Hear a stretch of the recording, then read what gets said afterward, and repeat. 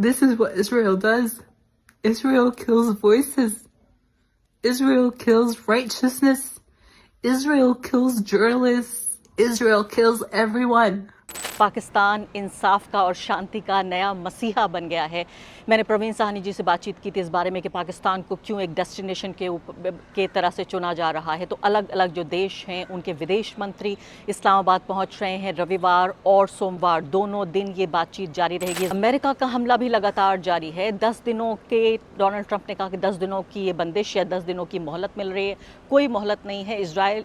Iran इस बात को अच्छे तरीके से समझता है। ये सिर्फ और सिर्फ एक नापाक चाल है 10 दिनों की बात कहना। नमस्कार, इस खास कार्यक्रम में आपका स्वागत है। मैं हूं आरफा खानम शेरवानी। ईरान पर 2 बड़ी खबरें हैं। पहली बड़ी बात तो इस जंग में 1 महीना गुजर जाने के बाद जो हूतीज़ हैं, जी हाँ, हूती जिसको मिलिशिया कहता है, जो अमेरिका है यानी आतंकवादी समूह एक तरह से कहता है, वो यमन का जो ये ग्रुप है, ये समूह है, उसने पहली बार इस जंग में भाग ले रहा है और इजराइल पर बमबारी कर दी है उसने मिसाइलों पर। एक ही पल में आती हूँ, इस खबर को विस्तार से बताती हूँ क्योंकि पूरी तरीके से गेम चेंजर हो सकता है। ईरान लगातार ये कहता रहा है कि हूती इसको वो सपोर्ट नहीं करता आधिकारिक रूप से, या आधिकारिक रूप से हूती उसको सपोर्ट नहीं करते, लेकिन वो एक दूसरे के साथ उनके बहुत ही एक तरह से भाई वाले रिश्ता है। आपको याद होगा जो ईरान के सुप्रीम लीडर हैं उन्होंने भी मेरी साथ जो बातचीत है उन्होंने कहा था कि हम एक दूसरे के लिए दुआ करते हैं या एक दूसरे के लिए एक अच्छा भाव रखते हैं, ब्रदरली फीलिंग रखते हैं। तो ये बड़ी खबर है। दूसरी बड़ी खबर ये है कि अब अलग अलग देशों से लोग इस्लामाबाद पहुंच रहे हैं। पाकिस्तान, जी हाँ,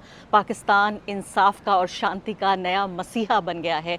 मैंने प्रवीण साहनी जी से बातचीत की थी इस बारे में कि पाकिस्तान को क्यों एक डेस्टिनेशन के तरह से चुना जा रहा है। तो अलग अलग जो देश हैं उनके विदेश मंत्री इस्लामाबाद पहुंच रहे हैं। रविवार और सोमवार दोनों दिन ये बातचीत जारी रहेगी। इस बारे में लगातार आपको बताऊंगी। पहले आपको यमन के जो हूतीज़ हैं उन्होंने जो मिसाइलें लॉन्च की हैं उनके बारे में बड़ी खबर आपको बताती हूँ कि किस तरह से ये कभी नहीं सोचा अमेरिका ने, और मैं आपको बताती हूँ कि इनका जो रिकॉर्ड रहा है वो किस तरह से इजराइल और अमेरिका दोनों के साथ लड़ने का, फाइट करने का और उनको लोहे के चने चबवाने का जो उनका रिकॉर्ड है वो क्या बताता है। आप ये सोचिए, ईरान को एक तरह की जो मदद मिल रही है, एक तरह की दैवीय या मैं कहूँगी एक डिवाइन मदद के तौर पर जो लोग आ रहे हैं और ईरान की मदद कर रहे हैं। तो ये यमन के ये हूती हैं, इन्होंने मिसाइल से अटैक कर दिया है और इसके अलावा ये जंग अगले मकाम पर, अगले स्तर पर पहुंच गई है। जंग के अलग अलग मकाम होते हैं, जैसे कहा जाता है इश्क के मकाम होते हैं, ऐसे जंग के भी मकाम होते हैं। मैं एक पैसिफिस्ट हूं और हमेशा शांति में विश्वास रखती हूं,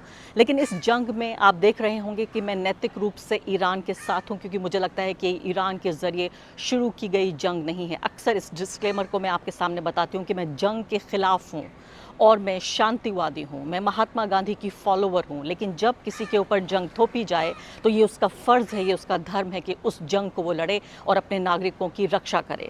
तो आप ये देखिए कि मैंने आपको 2 बड़ी खबरें बताई हैं इस बारे में। अब ये देखिए, आपके ये कह रहे हैं जो विद्रोही हैं, रिबेल्स उनको कह सकते हैं, या जिस तरह से मिलिशिया या आतंकवादी कहता है अमेरिका, वो ये कह रहे हैं कि उन्होंने एक पूरी कड़ी barrage of ballistic missiles target की हैं सेंसिटिव इजरायली मिलिट्री साइट्स को। इससे पहले मैं आपको खबर बता रही थी कि आईडीएफ को अब फौजी नहीं मिल रहे हैं। इजराइल की जो डिफेंस फोर्स है वो बिल्कुल क्रैश हो रही है और उसको फौजी नहीं मिल रहे हैं लड़ने के लिए। इधर ईरान की फ़ौज जैसे काफ़ी नहीं थी, अब हूतीज़ भी आ गए हैं उनके साथ। वो कह रहे हैं कि जो उनकी सेंसिटिव, बहुत ही संवेदनशील जो सैनिक ठिकाने हैं उस पर हमला किया गया है। अब इजराइल तो कभी कबूलेगा नहीं कि आखिर नुकसान इसको कितना हुआ। ये देखने के लिए भी हमें इंतज़ार करना पड़ेगा कि कोई ऐसा मीडिया हाउस ईमानदारी से इस बात को बता सके। तो ये आप ये देखिए कि यमन का जो हूती रिबेल्स हैं उन्होंने इजराइल के ये बैलिस्टिक मिसाइल से हमला किया है। ब्रिगेडियर जनरल याह्या सारी जो इनके ब्रिगेडियर हैं, मिलिट्री स्पोक्स पर्सन हैं हूतीज़ के, उन्होंने ये कहा है कि ये अटैक उन्होंने शनिवार की रात को किया है।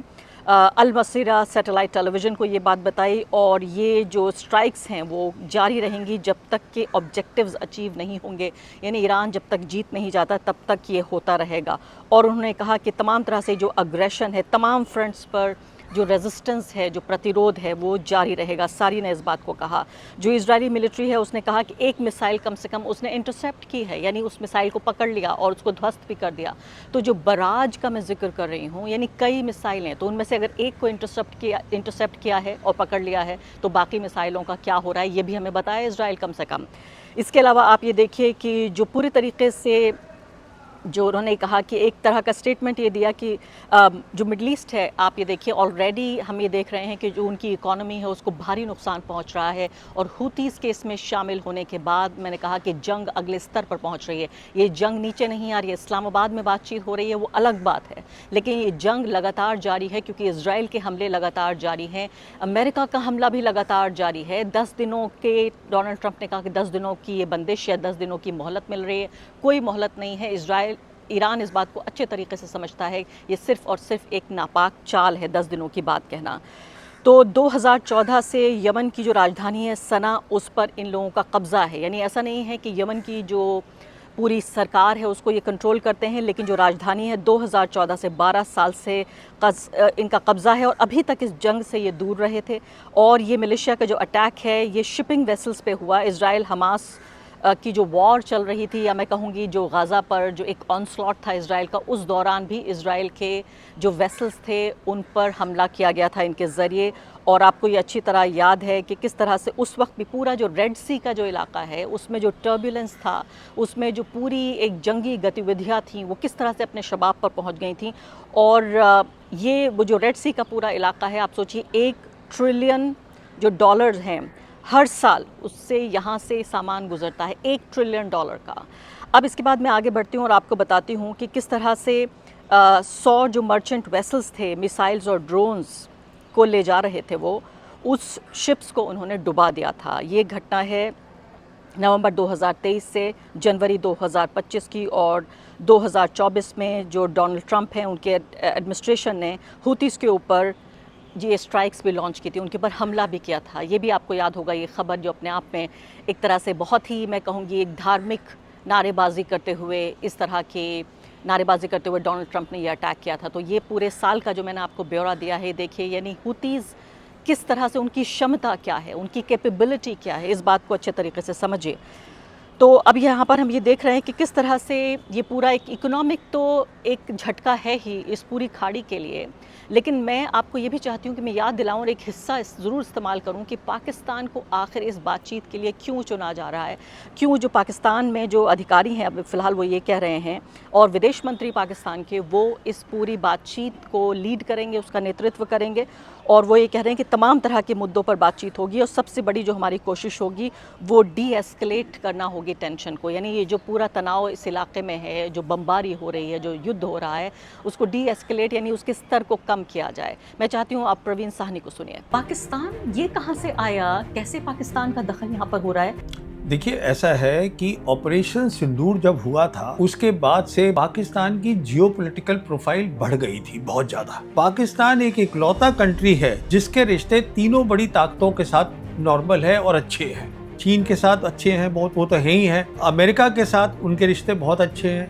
रशिया भी उनके साथ क्लोज रिलेशन करना चाहता है। ऑपरेशन सिंदूर से ईरान की जंग का क्या लेना देना? देखिए, तालमेल रखने में पाकिस्तानी बहुत अच्छे हैं। और आगे बढ़ने से पहले एक अदना सी गुजारिश कि आप मेंबर बनिए मेरे चैनल का आरफा खानम शेरवानी।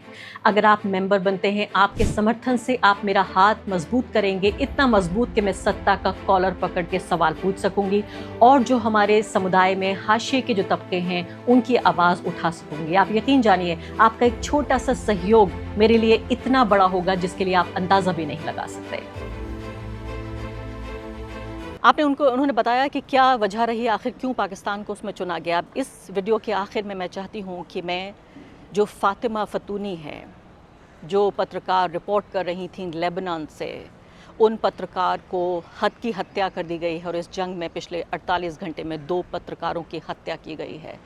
मैं सलाम करती हूँ इस पत्रकार को। मैं आपको वीडियो दिखाना चाहती हूँ कि जब पहली बार, इससे पहले उनके ऊपर हमला हो चुका था, और वो दिखा रही हैं इस हमले की तस्वीरों के तौर पर कि देखिए माइक और ये हेलमेट और ये जो वेस्ट इन्होंने पहना हुआ है, ये सुरक्षा की पेटी, ये उनके हथियार हैं जिन हथियारों को न्यूट्रलाइज करने के लिए IDF उनके ऊपर हमला कर रहा है। तो पहले हमले में कामयाब नहीं हुआ, अब ये दोबारा हमला किया, उसमें कामयाब हो गया। ये देखिए कि ये बहादुर महिला, मैं सलाम करती हूँ इन जैसे लोगों की वजह से पत्रकार ज़िंदा हैं। और साथ साथ मैं ये भी बताना चाहती हूँ फातिमा को कि उन पर पहली बात तो उनकी जो आत्मा है उसको शांति मिले, उनकी रूह को शांति मिले, और दूसरे मैं ये भी कहना चाहती हूँ साथ साथ कि फातिमा उनकी जो रिपोर्टिंग है, उनकी जो पत्रकारिता है, वो जिंदा रहेगी। जब भी दुनिया की किसी भी कोने में कोई भी पत्रकार एक सच्चाई भरी पत्रकारिता करता है, रिपोर्टिंग करता है, फातिमा की आवाज़ उसमें शामिल रहेगी। मैं आपको छोड़ जाती हूँ इन वीडियोस के साथ, जिन वीडियोस में फातिमा के जो दोस्त हैं पत्रकार, जो उनके सहयोगी कॉलीग्स हैं, वो उनके लिए क्या कह रहे हैं, इन्हीं वीडियोस के साथ छोड़ जाती हूँ। नमस्कार। Israel just killed 2 of the best journalists in Lebanon. Heroes, literal heroes, who used to stand in the face of death to report the atrocities that Israel does. And right now, Israel killed them. I knew that they were going to end up as martyrs one day. Because heroes like that do not deserve any other ending than martyrdom. But my heart breaks for their families. My heart breaks for the people who know them personally and the people who know them and are yet to know that they have died. This is what Israel does. Israel kills voices. Israel kills righteousness. Israel kills journalists. Israel kills everyone.